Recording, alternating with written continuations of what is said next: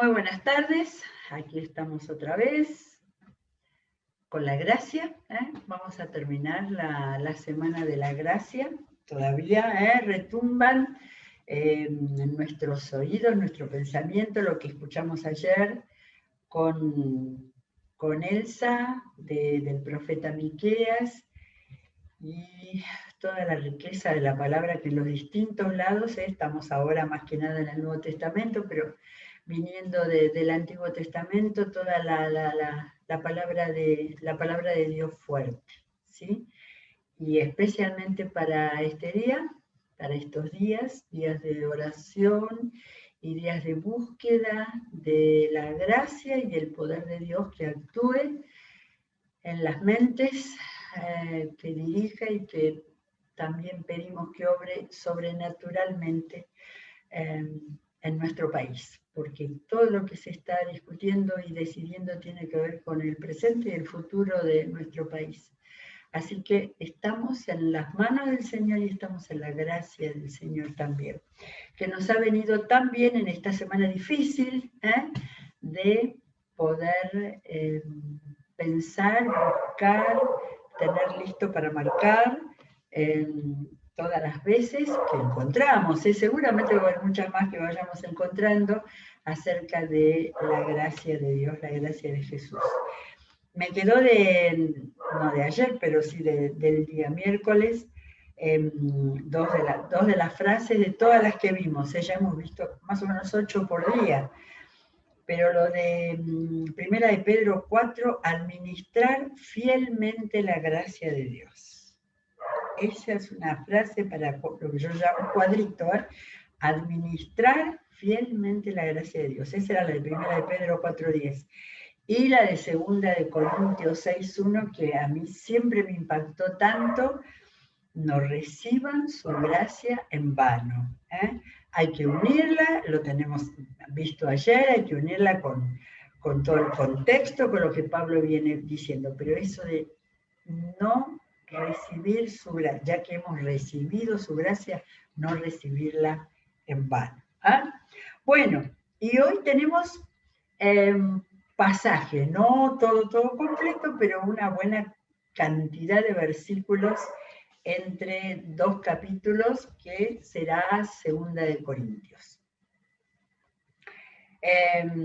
Las cartas a los Corintios, tan ricas en temas, las hemos usado para varios temas, me doy cuenta porque tengo los separadores, los hemos usado en tantas cosas, porque evidentemente a esas ciudades a las cuales Pablo mandó 2 cartas, quizás es muy posible que se hayan perdido muchas cartas, porque evidentemente Pablo tenía la gracia de escribir y la voluntad y el deseo, muchas veces desde la cárcel, pero él escribía muchas cartas. Y bueno, acá tenemos 2 cartas a los Corintios, después tenemos 2 cartas a los tesalonicenses, pero por ahí tenemos alguna carta perdida que tenemos en el texto como para, bueno, decir: qué pena que se perdió la carta a la Odisea, que Pablo la menciona en Colosenses.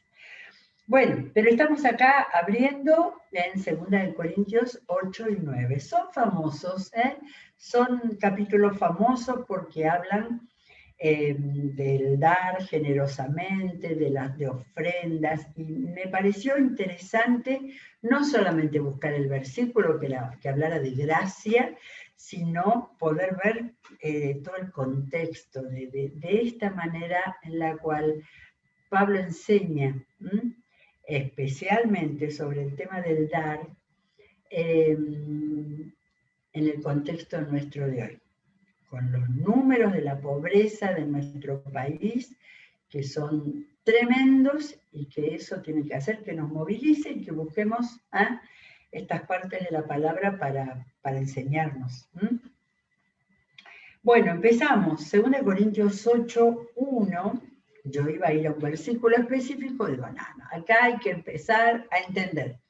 Ahora, hermanos, queremos que se enteren de la gracia que Dios ha dado a las iglesias de Macedonia. Si terminamos ahí, ni nos enteramos qué es eso. Ahora, como ya nos hemos vuelto expertos en geografía y la geografía es tan importante, yo me paré y dice de la gracia que Dios ha dado a las iglesias de Macedonia. Y esto es Corinto. Corinto no estaba en Macedonia. Lo vimos muchas veces, pero voy a insistir hasta que aprendamos. La geografía de Grecia en el primer siglo. La provincia del norte era Macedonia. En Macedonia estaban Filipos y Tesalónica. Muchas iglesias ahí. Y la provincia del sur, Acaya, era donde estaba Corinto y Atenas. Atenas aparentemente mucha gente escuchó, pero que sepamos, no hubo carta, no habrá habido iglesia, Dios quiera que sí, porque dice que se convirtieron algunas personas, pero no hay carta que nos haya quedado de Pablo a los atenienses.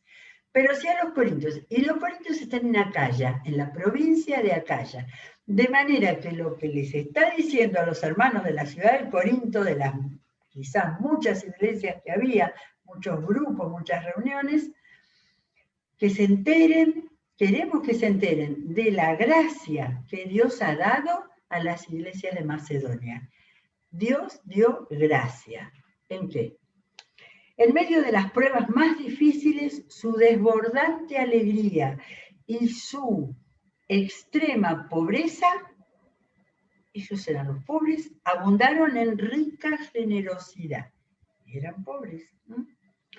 Soy testigo de que dieron espontáneamente tanto como podían y aún más de lo que podían, rogándonos con insistencia que les concediéramos el privilegio de tomar parte en esta ayuda para los santos. Esta ayuda, creemos por otras cartas, que era del hambre que había venido en Jerusalén y que Pablo empezó a recolectar.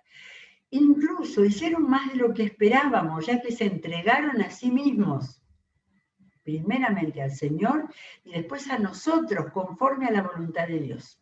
De modo que, y vemos todo el contexto de esto es una hermosura, ahí no es doctrina teórica, acá es vida práctica.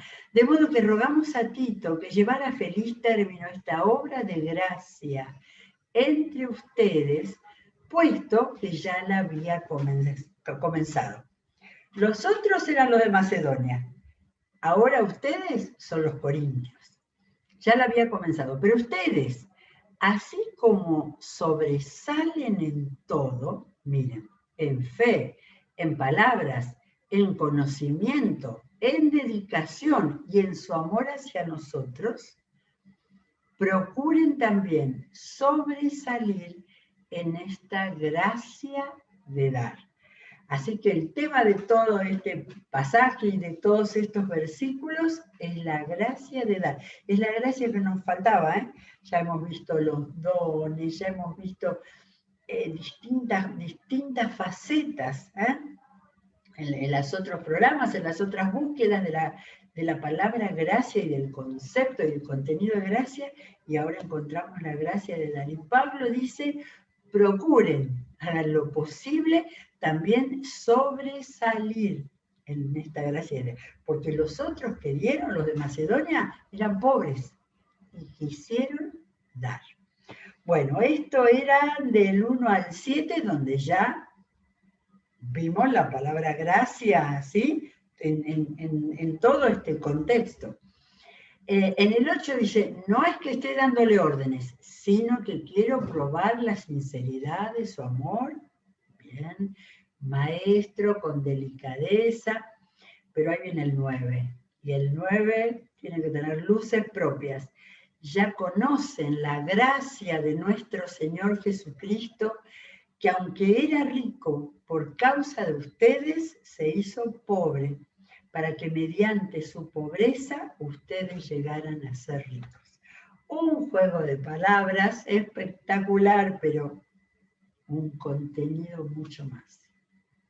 Lo que es la riqueza en el Señor, lo que puede ser la pobreza económica, y sin embargo, ¿a quién apelamos? ¿A quién apela el apóstol? ¿A quién apelamos nosotros a pensar que Jesús se hizo pobre? Y por eso la gracia de dar tiene que ser lo que nos motive en la vida. Y en este momento de nuestro país y en nuestro mundo especialmente. Bueno, ¿qué más queda? 6 al 8 ya lo leímos. No, ahora vamos al capítulo. No, nos queda del 13. Ah, sí, le sigue porque no, decidí no leer todo porque era muchísimo. Dice, no se trata, a ver, quiero estar seguro, 13 al 19, no se trata de que otros encuentren alivio mientras que ustedes sufran escasez. Es más bien cuestión de igualdad. ¡Wow! Acá están los derechos humanos, se dice, no es cuestión que ustedes se saquen todo, que todos son pobres y todos pobres porque han compartido. Nunca me había dado cuenta de este principio acá. Les habla de que nadie se saque todo, sino que todos tengan por igual.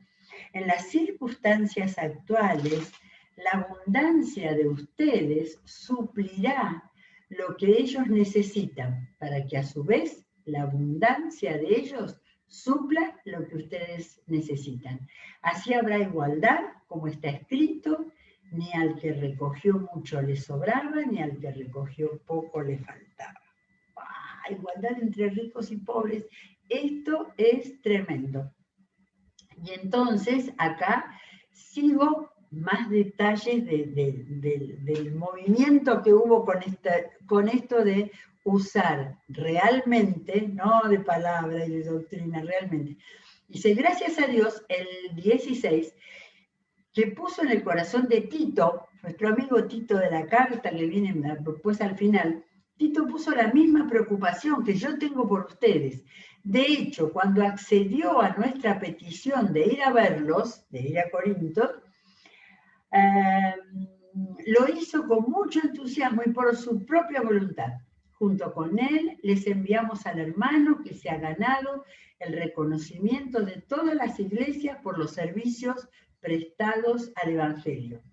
Además, las iglesias lo escogieron, no sabemos quién es este hermano, creo, no aparece el nombre, las iglesias lo escogieron para que nos acompañe cuando llevemos la ofrenda, la cual administramos para honrar al Señor y para demostrar nuestro ardiente deseo de servir. Esto es la gracia de dar. Y Pablo, que es un maestro que le sobra palabra, explica todo esto. Después más adelante dice, como que van, lo explico, que van con testigos, con este otro hermano, pero que también Tito, con testigos para que nadie se le ocurra que ahí pasa nada raro. La palabra corrupción no existía en la iglesia cristiana del primer siglo. Esto es maravilloso. Así que nunca se nos ocurre decir, bueno, ya sé de qué trata 2 Corintios 8 y 9. No, leamos cuidadosamente porque vamos a encontrar algo que nos hable en este día. Bueno, vamos al 9, hay un poquito más en el 9, 6 al 8. 6 al 8 dice, recuerden esto es famoso, el que siembra escasamente cosechará, y el que siembra en abundancia cosechará. Principio espiritual, Cada uno debe dar según lo que haya decidido en su corazón, no de mala gana, ni por obligación, pues Dios ama al que da con alegría. Dios puede hacer que toda gracia abunde para ustedes. Dios puede hacer que toda gracia abunde. Vieron que siempre derramar y abundancia, de nuevo abunde. ¿Sí? La gracia de Dios es riqueza absoluta que tenemos que trabajar con la palabra para ver de qué manera nosotros percibimos, sentimos y vivimos la gracia de Dios. Que toda gracia abunde para ustedes de manera que siempre, en todas circunstancias, tengan todo lo necesario y toda buena obra abunde en ustedes. ¡Wow! Esto es maravilloso. Este es el sostén de la vida cristiana, porque está hablando de la gracia de Dios para tener todo lo necesario en el marco de lo económico que acá se está hablando, pero y además para que toda buena obra abunde en ustedes. La gracia de dar en todas las áreas, que no es solamente lo económico, sino que tengamos en cuenta que la gracia de dar toma toda nuestra vida. Maravilloso. Me volví a enamorar de estos dos capítulos, que yo ya me decía, sí, son los de ofrendar, pero acá hay absolutos principios de la iglesia para la vida cristiana. Bueno, tengo dos versículos muy hermosos acerca de la gracia en Hebreos. El autor de Hebreos, el que leímos ayer, que habla tanto del sacerdocio de Jesús, fíjense cómo toma el asunto de la gracia. En capítulo 12, después de que pasó el 11 sobre la fe y el 12 sobre caminar con Cristo, puesto los ojos en Él, en el versículo 14 dice, busquen la paz con todos y la santidad, sin la cual ninguno verá al Señor. Esto está en un viejo himno, por eso lo tenemos de memoria Entonces busquen la paz y la santidad. Ahora viene el 15. Asegúrense de que nadie deje de alcanzar la gracia de Dios. Esto me hace acordar a administrar fielmente la gracia de Dios, de Primera de Pedro, y a no recibir en vano la gracia de Dios de Corintios. Asegúrense de que nadie deje de alcanzar la gracia de Dios. La predicación, la evangelización, la enseñanza, que todos, pongámoslo en positivo, todos alcancen, dejen de alcanzar, o sea, que alcancen la gracia de Dios. Y lo une, y así termina el versículo, con algo que hemos escuchado y que conocemos muy bien, de que ninguna raíz amarga brote y cause dificultades y corrompa a muchos. De manera que esto de alcanzar la gracia de Dios tiene que ver con no dejarse atrapar por raíces de amargura. Eso se usa mucho en sanidad interior, que no haya raíces de amargura que nos aten. Pero ¿de dónde viene? De alcanzar la gracia de Dios, para que no brote. Ay, cómo me gusta cuando habla de brote, que no aparezca ninguna raíz de amargura, ni nada, y llega hasta corromper. 1000 cosas puede ser esto. Muy bien. Y en el otro versículo de Hebreos, en la página siguiente, por lo menos en mi Biblia, 13:9. Es un versículo que tiene 3 partes, ¿no? Que habla como de 3 cosas, pero en el medio está la gracia. Dice, no se dejen llevar por ninguna clase de enseñanzas extrañas. En todas las cartas de todos, estamos en Hebreos, en todas las cartas habla de las enseñanzas extrañas. Ojo, ya lo hemos visto mucho en Efesios, en Colosenses. Y después de decir eso, no se dejen llevar, arrastrar por ninguna clase de enseñanzas extrañas, dice, conviene que el corazón sea fortalecido por la gracia.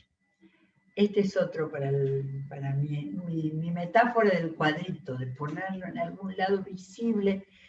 Conviene que el corazón sea fortalecido por la gracia. Ya no dice abunde, se derrame, ahora hacia adentro, que el corazón sea fortalecido por la gracia. Y lo aplica a problemas que tenía la iglesia en ese momento, y no por alimentos rituales que de nada aprovechan. ¿Sí? Estaba hablando, claro, primero había hablado de enseñanzas extrañas, la iglesia se estaba debatiendo con comer o no comer, lo de los ídolos. No es nuestro problema ese, tenemos ídolos de otro tipo en este momento, ¿no es cierto? Pero el centro de este versículo de Hebreos 13:9 es, conviene que el corazón sea fortalecido por la gracia. Tremendo. Yo creo que había que hacer una listita y copiarse, a los que les gusta escribir, copiar estos versículos de la gracia, para volver a masticarlos. Esto hay que volver a mirarlo.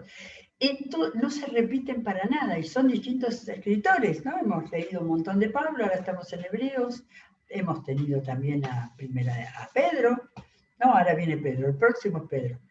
Entonces, este tema de la gracia de Dios no es teoría, de ninguna manera es teoría, es algo para recibir, para abundar, para meditar, porque frente a las enseñanzas extrañas que tenemos a nuestro alrededor todo el tiempo, ideologías se llama ahora, son ideologías que se han metido en la cabeza de la gente y que hacen que llamen derechos a cosas que no son derechos.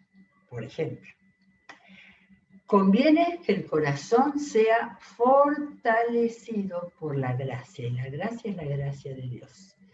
Primera de Pedro es el próximo. A ver qué nos dice Pedro. Uy, un final de Primera de Pedro. Un final tremendo que viene porque Pedro habla mucho del sufrimiento y por eso 5:10.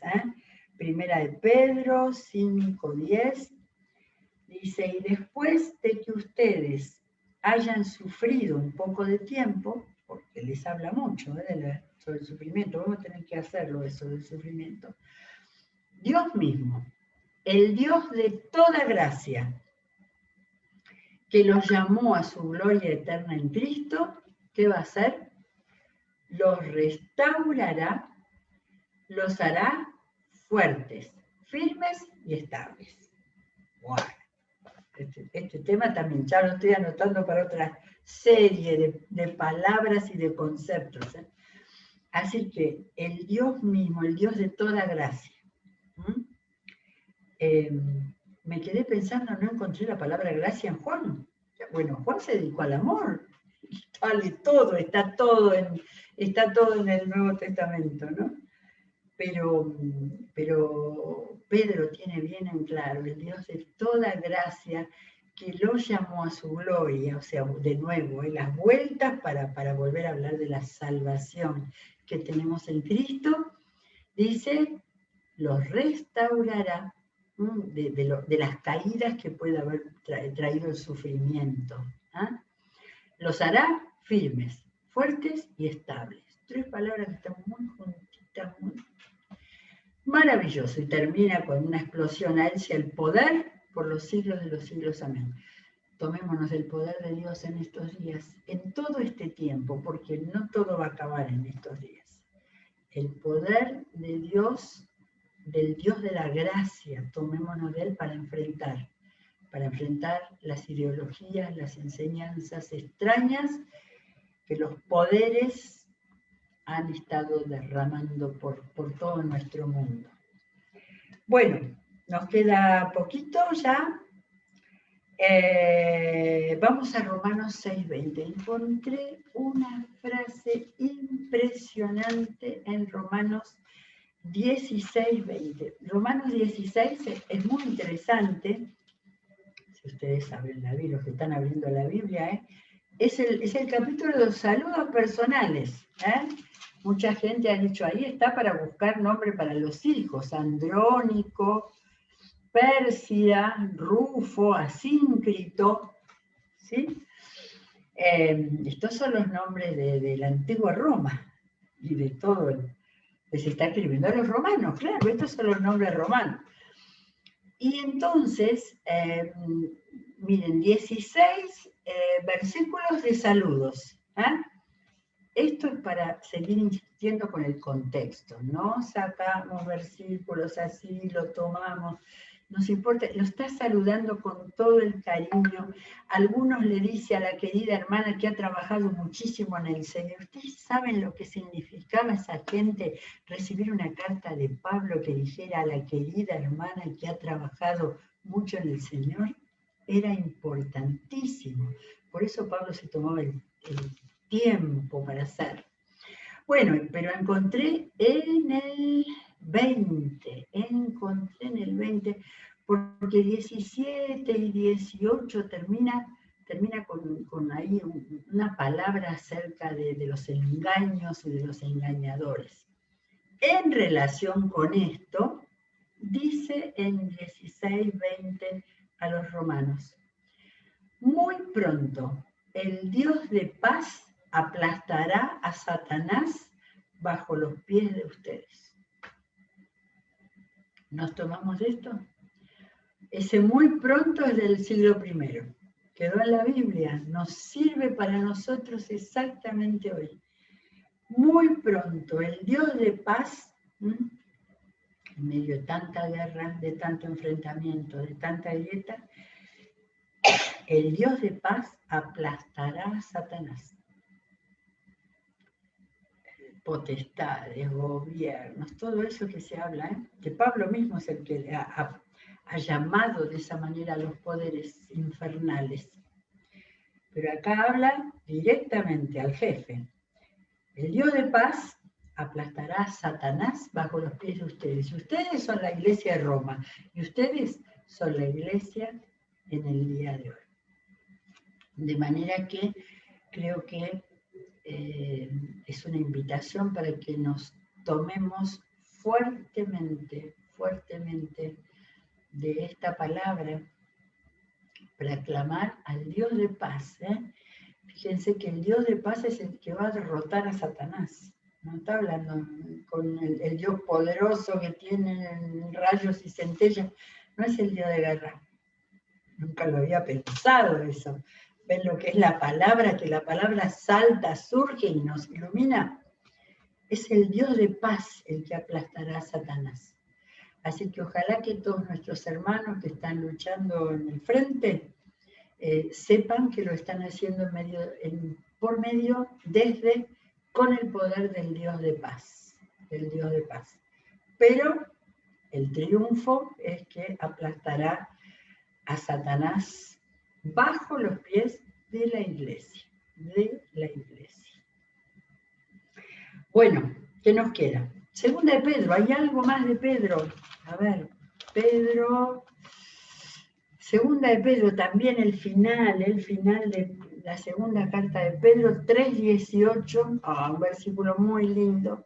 Acá viene otro elemento, más bien crezcan en la gracia y en el conocimiento de nuestro Señor y Salvador Jesucristo. La última, después de tantas cosas que habla esta segunda carta que es muy difícil, crezcan en la gracia y en el conocimiento. Las dos cosas juntas.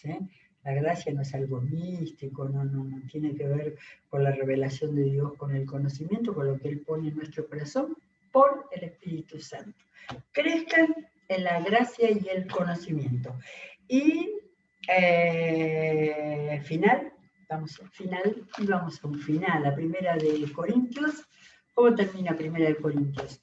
Y prometo, porque estoy juntando material, un día de esto vamos a ver todos los finales de cartas del Nuevo Testamento, porque cada una de ellas tiene un mensaje con alguna cosita parecida o diferente. Bueno, a ver, ¿cómo es el final de primera de Corintios 16:23? Que la gracia del Señor Jesús sea con ustedes.